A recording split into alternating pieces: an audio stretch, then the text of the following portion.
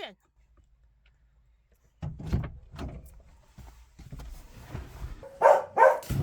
Stronger than you thought it was. If you watched the last video, you'll have seen me talking about this boat and whether I dare try and take it out on water.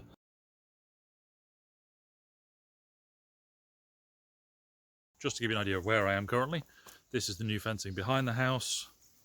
This is where the hot tub area is, and this is the septic tank that I wrestled back into position. I had the idea that this area would be the kitchen garden. We don't want a particularly huge kitchen garden to start off with because honestly we want something that's manageable. So yes, we've got 5 acres and you could easily turn around and say, well, why not just turn half an acre into a kitchen garden? Honestly, it's too much. We can't cope with it. Hopefully in time we'll be able to expand and extend, but it makes sense to start with a smaller, more manageable space. So this was a space we were going to use. One of the puzzles we had, because this side of the building is up a very steep slope, and it's very steep down there as well, and you can't get a vehicle up here. So all the time we've been trying to work out how the hell did they get this hot tub in here, because it's huge and obviously very heavy. So we've been trying to rack our brains around how this happened. Our original thought process was that this building behind us, they put a crane that essentially lifted the hot tub over the top of the crane into its final position. We've now discovered that wasn't the case. This hot tub was basically placed here before this was even tiled, before the painting was done, and before a single brick of that building was even put in place. So the hot tub was actually put in before that building. It was halfway through the construction of this entire terrace. So I've also looked on Google Earth. Google Earth has this clever little tool. If you've never used it, it allows you to look at aerial or satellite photos from different years when they've been taken, and what that means is I can look back and I can actually see that there were actually tracks going all the way up to right behind this building. So it shows that they did actually have vehicles come up to this behind this building here, which basically means that this here was, for all intents and purposes, the access to this part of the property. So we cannot have the kitchen garden here. So taking that into consideration rules out that part of the house. And it occurred to me that down at the beginning of the driveway here, we have this area right behind me. Now this area here isn't particularly wide, but it's relatively long. It's probably actually larger than the piece behind. But it does obviously pose its own problems. It has 1, 2, 3 trees. So that's problem number 1. We also have a washing line here, which we need to relocate. Don't know where that's going, not quite sure. There's a big pile of brush here that I've cut down previously. We don't have a chipper at the moment. We kind of really need a good wood chipper. We also have this massive pile of logs, which, to be honest, needs moving anyway, because it's our wood for winter, for our fire. So we need to relocate that. Down here we've got more wood chips, more stuff to chip, this sort of thing that needs the strimmer on it, and then you come down to about here. Now my thinking is essentially where we are here, so sort of from this tree across to the fence, and then you can almost see a natural curve where it goes round to that gate. Almost make that a garden bed, put a tree in there, make it look nice, so when you drive up it looks nice. Now I can get water down here fairly easily, and my thinking, once it's clear, it'll be easier to sort of see what's going on. But it'll possibly be a path down the middle and then beds either side kind of thing. But I need to clear the area first. But I think pretty certain this is where we're going to put it. I am still, however, left with a dilemma, and my dilemma is compost bins. Where do I put compost bins? Now, the previous owner has a compost bin here, right here, which is pretty full actually. I need to go through and get it all out. But compost bins, again, they're the kind of thing that need to be accessible. I really kind of do want to do probably a metre square ones, probably with pallets to be fair, but I really do want to do 3 or 4 bins because we'll have a lot of waste coming off everything from the land. And then maybe make some nice paths and things to actually get down to this area. That could work. We need to move the wood from there to somewhere dry. We also need to, or I also need to, because I want to build fencing from the canna that's down by the river, or dry riverbed as it is now, but very soon it'll be a river again. But you've got to dry that for a few weeks before you can use it. It's kind of like bamboo. Once it's dried out, it's kind of like bamboo. So you can build fencing out of it, and it's solid. Now, this is our carport. So now you start to see how I've got a little bit of a knock-on effect going on.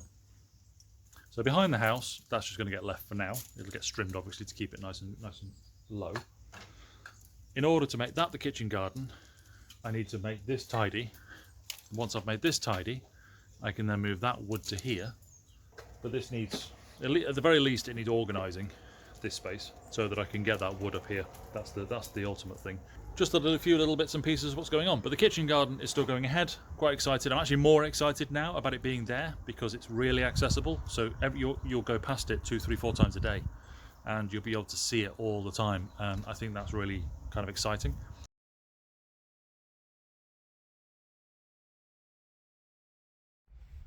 Action!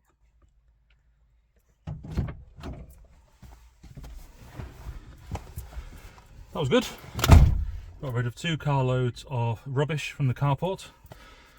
We've got more to get rid of than the carport, but that's the bulk of it. Now we can start putting the log store in the carport and almost see a future where the car can go in the carport. Wow. Watch this space. Wow. Yeah, let's go home. Yesterday, I was actually recording while I was sorting this room out. However, I didn't realise my phone was full. So I pressed record and it recorded for about 2 minutes. And little did I know it wasn't recording after that. So let me show you the progress we've made and what we need to do today, because as you'll maybe see if I just turn around, it is not bright blue sunny skies. It is quite cloudy today. And we've got a yellow weather alert for this evening. So for, I think it's between 6 and 8, there's a yellow weather alert for rain, which means that a lot of rain's going to fall. So let me show you where we're up to. As you'll see from yesterday, this is a lot clearer. This pile here is essentially for charity shops. This is all rubbish that all still needs to go to the bins. There's other bits and pieces. All the crockery and stuff is all for charity shops.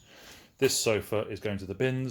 If you watched the last video, you'll have seen me talking about this boat and whether I dare try and take it out on water. Apparently the previous owner had this for many, many years, decades in fact, and it's been in storage quite a long time. Now what's happened is the rats have got to this. It's chewed here, it's chewed here, it's chewed everywhere basically. So this is definitely not seaworthy or anything worthy. So unfortunately this will be getting thrown away. And this is the log pile. So this will be permanently the log pile. It'll be dry, it'll always be dry, and it'll be accessible for us. So today what we are doing is moving the logs from here up to the new log store. So this needs doing. We only really have a couple of hours, to be fair, because we need to have some breakfast and then we have Spanish class, which is 2 hours. So we kind of need to crack on with moving all this. There's a lot of wood here. So yeah. The other thing I noticed yesterday is this tree here.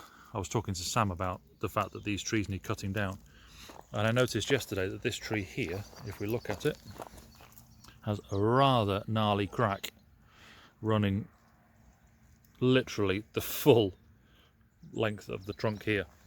So it's very clear this tree is going to fall over at some point fairly soon. I mean, I don't mean like in the next week or anything, but fairly soon.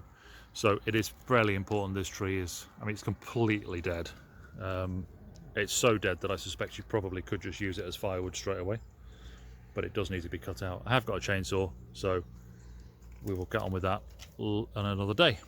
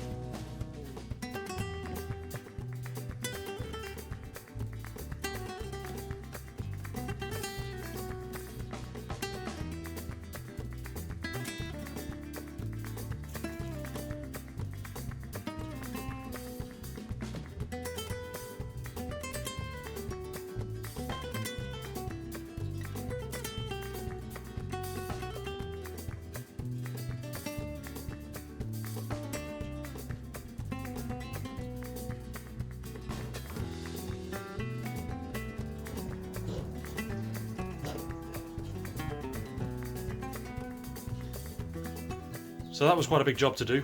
We've only managed probably half the wood, as I say, but we've made a big dent in that. And also it secures us for winter as well. Thank you for watching this episode. Please do subscribe if you haven't already. Obviously like the video, and do share it with anybody who you think might also enjoy the video. Our little journey here continues, and have a great weekend, and we will see you next week.